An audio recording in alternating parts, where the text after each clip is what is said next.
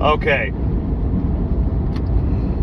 I'm going to go on a little rant this morning while I am not driving, which would be, it wouldn't be good to drive and talk and make a video.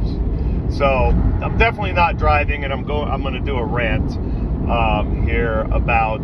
We're going to do a rant about Tucker Carlson, the implications of what just happened yesterday, and we're going to also do a little sociological commentary, or let's say demographic commentary on boomers. And I think I'll start with that. So, the reason we have this concept of generations, the greatest generation, the silent generation, excuse me, the boomers, Gen X, all of these categorizations of generations were designated by scientists, social scientists. Neil Howe claims that he created the terms. That's possible. But all throughout the social sciences, whether we're talking about sociology, anthropology, the demography, if that is a legitimate science, that's what Neil Howe calls himself. All of these different all of these different social sciences, what they are attempting to do, they are not, stereotyping people. That's not the purpose of these categorizations. What the social scientists are trying to do is trying to find some sort of common behaviors among different groups of people who lived and grew up and lived out their lives during different periods of time, in order to explain the evolution and development of our societies generally. And the purpose of that, obviously, is to help us understand what's going on now and what can happen in the future. History is also an aspect of it, I would say, to some extent, a social science. It's sort of in the weird nexus between the social sciences and the humanities. But it's also, of course, me being a history buff, I would say history is the most important thing to understand if we're going to understand how societies develop and how they will develop in the future. I mean, it's no mistake that, and I have receipts that I called out COVID in the very beginning and what was going to happen with COVID. In other words, it was going to turn into a cash grab and a power grab. It's no mistake that I called out, it's no just simple stroke of luck that I called out how the Ukraine war is going to turn out. I have the receipt of that on this channel in a video, I believe. I posted in December 2022. It's no accident. It's because I understand history and how to apply history. I don't know as much about the social sciences, so I wouldn't consider myself a lay expert on social sciences. But as far as history, I can consider myself to some extent a lay expert. So, and how to apply it is very important as well. And I've talked about that before. But the reason we have these, back to generations, the reason we have these generational designations or classifications is because we need to, they're attempting to find commonalities in people. Okay, this is what science does. Science seeks to classify things. Okay, among other things that science does, it seeks to classify things to make them more readily understandable. So when we talk about boomers, this is not stereotyping. what we're doing when we talk about boomers is we're trying to find a common culture among this group of people, and there is one. So what's notable about the boomers, I got two things that I've been thinking about really since this Tucker firing. First of all, boomers, unlike any generation before or since, was exposed throughout most of their lives by a highly controlled and very pervasive mass media. I would say that the generations previous to them were not so much, because they had less, the TV wasn't a big thing in the early years for the silence, and it really wasn't a thing much at all for the greatest generation. Now, radio was there, and radio was similar to TV in how it impacted people. But television, I believe, was the ultimate form of mass media. Another thing that happened in the United States is that the United States during the Cold War became more or less a surveillance state, and it has been ever since. And the media was highly controlled.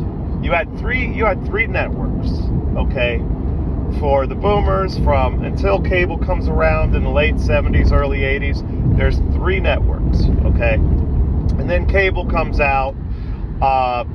Gen X was more exposed to cable. The boomers were already at that point kind of stuck in the mindset of what the networks had been telling them and what Hollywood had been telling them. So the boomers, because of that, generally speaking, and this really applies more so to American boomers than boomers in some other countries, obviously, because, culturally, across different nations, across different areas of the world, people of that same age group were exposed to different events in their lives, different things in their lives. So this would apply more to, Western boomers, maybe maybe British boomers, some European boomers. My mother was a boomer, but she was from Germany. And the culture is very different because of that. She grew up basically in a destroyed country, and it wasn't until, as according to her, the late 70s, or no, late 60s, early 70s, that things started to get normalized. So you see that in their culture. A very, people of that generation in Germany, first of all, none of them had fathers. Second of all, they tend to be a little bit more harsh, and, they're tough people because they grew up as children in tough situations. But American boomers had a different experience. So American boomers, not only were they exposed to this pervasive mass media that was tightly controlled by the corporate government sort of power structure partnership that we have, but another thing is that their parents and a lot of their family from the previous generation engaged in World War II. And it was, by all accounts, a true struggle. It was a righteous war, a true struggle of good versus evil. And boomers growing up got to hear nonstop stories about D-Day and Bastogne and Iwo Jima, and what was your uncle doing in World War II? Oh, he was on a ship he was on the USS Wasp. What was your father doing in World War II? Oh, he was a paratrooper. And they got to hear all of this, and that instilled in them a couple things, I would imagine. Probably a sense of patriotism and exceptionalism, but also a desire for the same sort of glory that their parents had. that their parents got to experience. And the issue became that what boomers got instead of a righteous struggle was Vietnam, which was an illegitimate war that was also a crime against humanity based on lies. That's what the boomers got. And I think, in the beginning of Vietnam, you're talking 1965, that would have been mostly silence. So the boomers were still a little young. But from like 1968, 1969 on, I think the draft started in 67, if I remember correctly. So by 1968, 69, 70, 71, 72, the draft was in full effect. And who were they drafting? They were drafting boomers. Okay. And the boomers got to go to their war, and they came back, I'm sure, quite disillusioned and quite dejected about the whole situation. And the boomers that didn't go to the war, what did they do? Well, in America, they engaged in the hippie movement, some of them, a lot of them, I would say maybe the majority of them. They partied, they got high, there's nothing wrong with that. But then, they did something very curious indeed. They harassed, mistreated, and spit on the soldiers. Many of them, maybe most of them, were drafted by the very president that the boomers at that time were most likely voting for, LBJ. So I was thinking about this last night, and I was like, well, what's going on here? I think that part of this phenomenon that we saw back then came from feelings of inadequacy. The boomers grew up in a situation where World War II was intensely glorified. I mean, there were a lot of good movies. Patton. Think of all the great World War II movies that came out. And think of what, their parents, maybe grandparents, uncles, aunts, what they would have told them about the war and, what it meant to them. Think about that. And then, what do the boomers get? They get Vietnam. So I think this is an important thing to dissect here. Those that didn't go to Vietnam, those that avoided the draft or were lucky enough not to get drafted, mistreated the soldiers who did get drafted. Again, at the same time, that draft was initiated by a Democratic president, possibly one of the worst presidents in the 20th century, outside of Woodrow Wilson, Lyndon Baines Johnson. Many boomers would have voted for him if they voted at all at that age, which I'm sure a lot of them didn't. But those that did vote probably voted for LBJ, and those that didn't vote probably would have voted for LBJ. So it's very interesting how that worked out. And I think ever since then, all of the propaganda that the boomers were relentlessly exposed to, which is very impactful to them to this day. All of this and the Vietnam War became a situation that gave them a need for redemption. They need redemption. They still need redemption from Vietnam. And ever since then, boomers have been voting for war. They've been voting for more militarism. They've been voting for war. They've been voting for aggressive foreign policy. And I think deep down inside, collectively, with I'm sure a lot of exceptions, the boomers have been seeking redemption. And they got a little bit of it, you know, in 1991 with the Iraq War. But Iraq War was not a big enough war. It wasn't a struggle. It was too easy. So they continued to seek out this redemption.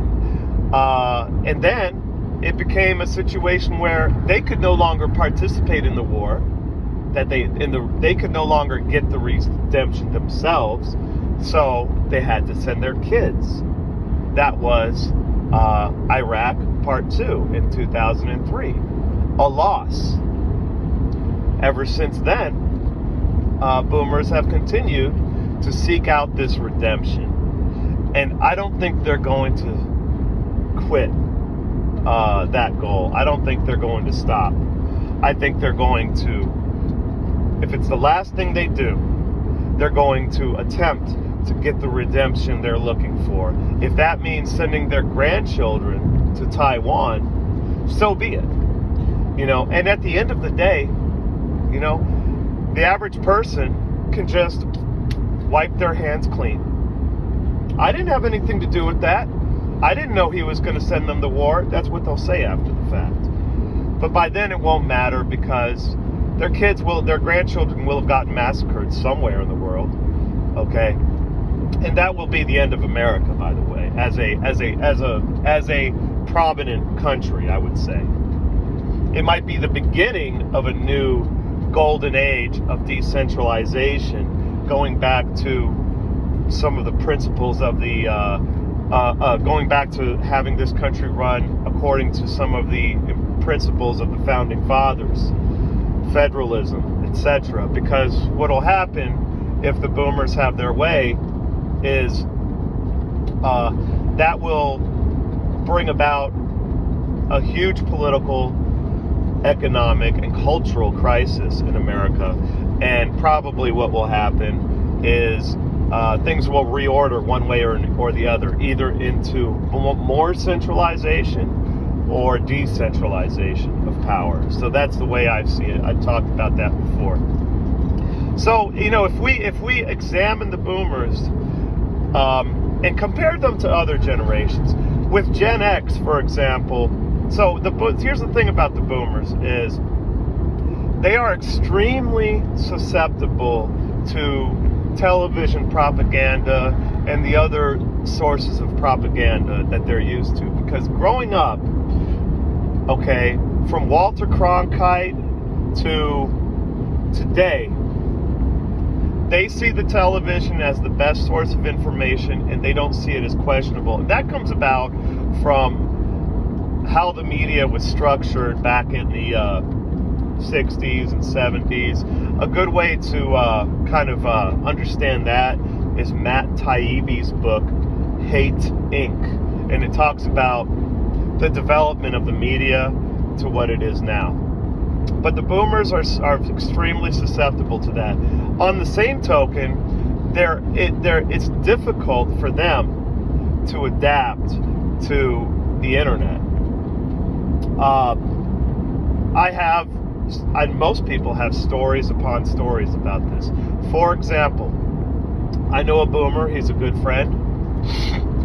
He refuses to hit the subscribe button on YouTube. He doesn't know how to use the app. So he refuses to hit the subscribe button. He refuses to even use the app because he thinks that those little video game advertisements that he sees on the YouTube channels are in fact people trying to hack his phone. He thinks that someone has hacked his phone and is playing the video game on his phone. Okay, and this guy is not dumb. He's an engineer. He's a goddamn engineer. He's incredibly smart. But if you tell him, look, this is an advertisement, he refuses, absolutely refuses to acknowledge what you're saying. He refuses. Okay, and this is, I got another story. There's another boomer I know, I've met, and I heard about, well, he got scammed the other day on some phishing scam, and now he refuses to use the internet at all because he's salty about being scammed. And, you know, I remember another boomer who got an email not too long ago, maybe 6 months ago. No, it was a text message. He got scammed as well, or he almost got scammed, but his son was really hip to it, and his son caught it in time. So he was very upset about that because he's really savvy. He used to work actually in advertising. He was a big advertiser. So he's really savvy, and when he got scammed by that, it was a pretty elaborate scam, actually. You know, they have these text messages where they ask you to call a number, I guess, and they get your voice off of there, and then they use your voice they get AI on there, and they try to call your bank and take money out using your voice and the AI and parsing different things that, you know, you say, and then they can create a fake voice and they can use that to take your money. So he almost got caught by that. This guy's incredibly savvy. I mean, he was in the advertising business in New York in the 80s, the peak of advertising as a business. He worked for major companies. He was very upset, okay? But he didn't really get so salty that he refused to, you know, he watches TV, but he's smart enough to understand, because he worked in the advertising business, he's smart enough to understand the media. Many people especially boomers, have no concept of the idea that the press in the United States is on a business model that relies on advertising for revenue, and they just refuse to acknowledge that. A lot of it, I think, has to do with the fact that people who are not humble and insecure at the same time have a hard time admitting when they get played, all right? And they get really upset because it makes them feel stupid. The problem is everybody gets played. I mean, a humble person, maybe, let's say, a person who was a hustler on the streets. Let's say you're a hustler on the streets. If you're a hustler on the streets, you're going to get bamboozled at some point. What do? Do you get salty about it? No, you learn from it and move on, or else you're not going to be successful at hustling. It just ain't going to happen. So then you learn and you get more savvy. But, you know, a civilian who hasn't had to deal so much with getting scammed has a hard time dealing with that. So let's go to Tucker. So the issue with Tucker, now I've had different thoughts about this. I've been on both sides of it. Oh, it's not that big a deal. He's going to go to another platform somewhere and he's going to be successful. Okay, and that's true. No matter where he goes, no matter what he does, he's going to be successful. He's going to reach a large audience. But the issue is, he's not going to reach the boomers. Okay?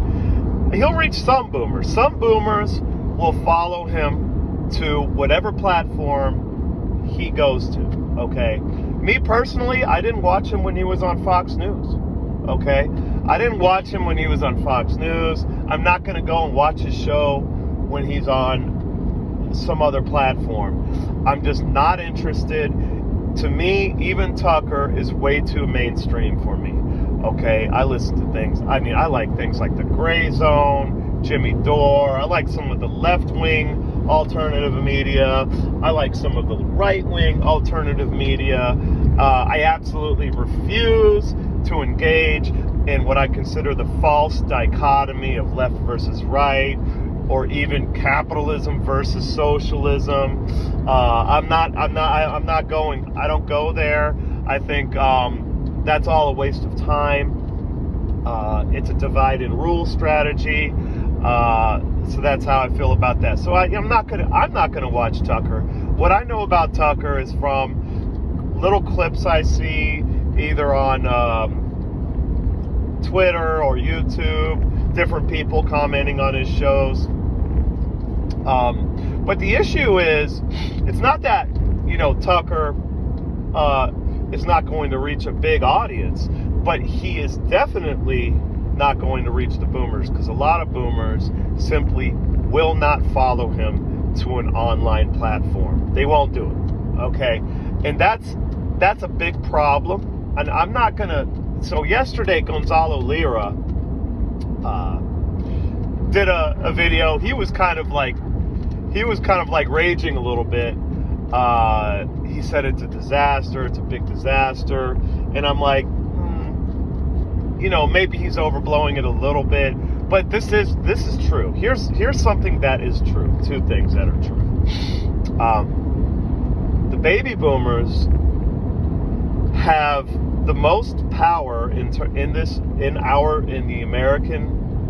America, in our society, in terms of electoral leverage, institutional power. Okay, so most of our major institutions are being run by boomers right now. They still have I read somewhere that they have had absolute electoral dominance for the last 20 years, but I've heard that in the last election, it looks like they didn't have an absolute majority in terms of electoral leverage. In other words, the younger people were starting to come up and being important as a demographic and couldn't be ignored as a demographic. Now, I'd have to look at the figures on that, but it seems to me that the boomers are slowly losing some electoral leverage, but they still have considerable electoral leverage. Older people of any generation are usually the only ones that are going to show up to local elections or even midterms. Generally speaking, although they say a lot of young people showed up for this last midterm, which is interesting. But I'd have to look at the figures. Exit polls aren't really so reliable. So let me see. Let me collect my thoughts here. So the boomers have all that. They also have the most money of any generation. They have, I read, I think in a Forbes or one of these magazine online sites last year, that they have something like 12 times the wealth of the youngest generation. The youngest generations have been rendered pretty much impotent. They don't have any of the opportunities that boomers or Gen Xers or even millennials had. Think about, I'm more of a zillennial. That's like it's like the border between Gen X and millennial. I refuse to put myself in the camp of Gen X. But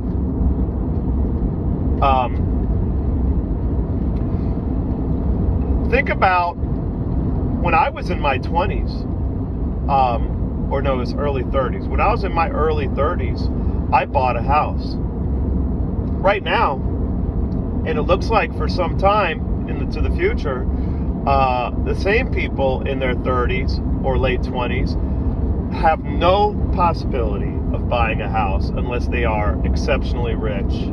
They can barely afford rent. Most of them are up to their ears in debt from higher education institutions that scammed them. Okay, which was kind of a system that was put in place by the boomers. They're in a bad situation right now, and no one seems to care, and that's why they're going around and rampaging stores. That's why what happened in 2020 happened, because these kids are being denied any and all opportunities in life. Their useless college degrees aren't able to get them a job high paying enough to afford to live a good life and have the opportunities that previous generations have. That's going to be a big problem moving forward. And people are trying to ignore it right now. Boomers are holding on tight to their second homes and all of their 401k. They're holding on tight to that shit. But let me tell you what, that is going to be a major problem going into the future. Okay, so boomers have a lot more power, and the electoral leverage is a problem. And they also are highly susceptible to propaganda in the mass media, okay? And that is simply a consequence of classical conditioning for decades, from the 60s and 50s to today, okay? And as people get older, they get less open to change and to acknowledging things. That's generally the case. There are exceptions. So I would argue that Tucker leaving Fox News, we still don't know why he left Fox News, what happened. Most likely Tucker is going to stay out of the public limelight for a while.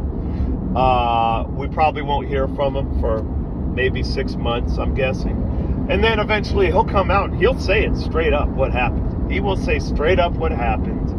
And the thing is, though, it's going to be online. It's not going to be on TV. I doubt it's going to be on TV anywhere. And so a lot of boomers won't know why he left. And what they're going to do is, because they can, a lot of them just refuse to learn to use the internet in a way that allows them to expand their horizons. Because of that, a lot of them, a lot of the boomer cons, a lot of the boomer conservatives are going to go back to watching Hannity. And that's a problem, okay? Because we're already at the precipice of World War III. We're close. And again, like I said, the boomers were brought up in an environment that glorified war, and then they experienced a war themselves, but it turned out to be a disaster. They're seeking redemption, okay, collectively. And now the ones that don't follow Tucker or start going on the internet seeking alternatives, which is going to be most of them, they're going to be subjected to relentless war propaganda. Relentless. And my feeling is, for the most part, they're going to fall for it. And that will lead us into a hot war with somebody, maybe multiple people, maybe Russia and China. And then it's all downhill from there. So look at what is happening in Ukraine. Let's not forget that the United States, to some extent, is running the war in Ukraine. Now, there's been enough evidence out there, enough proof out there. We've seen enough video evidence. We've heard enough. We've seen enough reports. They have drafted people. I think there's been 4 or 5 conscriptions in Ukraine. So somehow, even though they're winning, supposedly, according to the media, which we now know is false, because, the Pentagon leaks prove that the media has been lying this whole time, that Ukraine is not winning, that they, at least not as of when the Pentagon papers came out, they're not winning. So the media has been lying. But again, a lot of boomers don't know that, because they don't go online, and the media is not talking about it. So Ukraine has drafted people over and over. They're running out of people. They're now taking people off the streets. They're busting into people's houses. They're taking old people, young people, women, you name it. And the U.S. is there. The CIA is there. The State Department is there. The Department of Defense is there. Some of them are actually involved in organizing these efforts. I can guarantee it. What is this? I believe it's a test case for what may happen in the United States in the near future. Press gangs, which is when governments usually indirectly tap these thuggish elements. They're usually not directly employed by the government. There's usually some indirect means a government uses to get usually the rougher individuals, the criminal elements, to grab people off the streets and send them to the recruiter. Those people are then sent to a very insufficient form of training. And then they're sent usually to the front lines as cannon fodder. This has happened in America. It happened in the Civil War, and it happened during World War I. Press gangs have happened in America, folks. I'm telling you right now, there's a good chance it can happen again. First, they're going to come after the youth. Once they're all gone, listen, if you're 40 years old like me, 50 years old like me, don't think that they won't come in your house and steal you and kidnap you and send you to the front lines. Don't think that for a second. Okay? If it is in their interests at that point, right? They'll do it. And what they'll do is they'll gaslight people as much as possible. So, this is a possibility, and I think with Tucker leaving Fox News, for whatever reason, the possibility, the probability of us getting into a hot war with Russia, China, or both has gone up substantially. Because the boomers, again, to summarize, have a high degree of electoral leverage. They run our institutions. They are powerful. They are a powerful demographic. Okay? And they're going to be brought back. Those that were actually starting to get it are going to go back to the Matrix. I've seen it happen already. I've seen it happen during COVID, where I had one boomer, or maybe she's an older Gen Xer, and she, she's Jamaican, and a lot of Jamaicans are very conscious about what they put in their bodies. They're very health-oriented. Jamaicans are fantastic people. I have never met a Jamaican who I did not admire, okay? And by the way, down here in South Florida, you learn that Jamaicans aren't all of African descent. You have white Jamaicans, and you have quite a bit of Chinese Jamaicans, which is interesting. A lot of people don't realize that. But they're all extremely admirable people. I've never had an issue with any of them. I love their culture. I think most people do. Jamaica has an awesome culture. Let's just be real. They have a really awesome culture. So, but she was complaining, and she was starting to get it during COVID because of all this vaccine stuff, okay? And she was starting to get it. She was starting to talk to me, and I was really happy about it. She's a typical boomerish liberal, hysterical about Trump. She thought I was a Russian spy because of Russiagate. She literally believed that, okay? And I let her believe it, by the way. I work with her, but she's a good-hearted, good-natured woman, and we love each other. I like her. Lately, though, it's been a little weird because she got into all the race baiting shit, right? And that's kind of problematic if you want to talk to her. She talks about politics a lot, all right? They had to make a rule in her work for people like her that they couldn't talk about politics anymore because people got into fights with her because she tends to get hysterical. But during the COVID thing, she started to get it, and I was like, wow, this is fantastic. People are if she was waking up, then I was actually very hopeful. So then her job forced her to get the vaccine outright. And it was almost as if the fire that was burning in her, that fire, that curiosity, it was put out then and there. And after that, she went back to watching LBC and all these mainstream shows. And now she's back to being hysterical about Russia and being hysterical about everything. And I think that's going to happen to a lot of boomers.